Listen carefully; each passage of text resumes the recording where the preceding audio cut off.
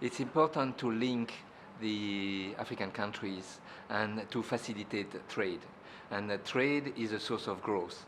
So that is going to impact on every people in Africa by facilitating the exchanges among countries.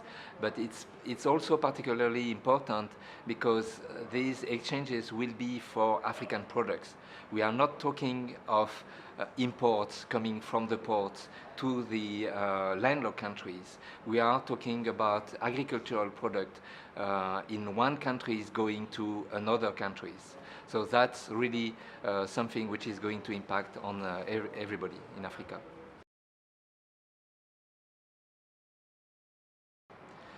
The Africa Transport Policy Program sees three main challenges for Africa in the transport sector. The first one is road safety.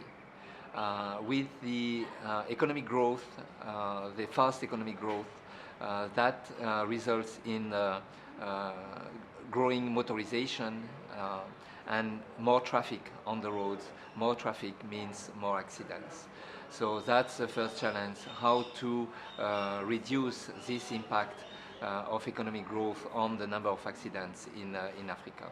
The second challenge is urbanization. In 2050, more than 60% of the population in Africa will be in cities. So cities already are starting to be congested.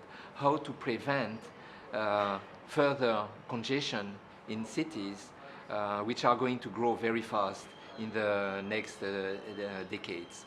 And that impacts on everybody living in Africa, but in particularly the poor people who cannot access modes of transport, and because all the roads are congested, they don't have access to public transport, and they don't have access to employment, so it's impacts on their whole life. So how to mitigate this impact of the future is the second challenge.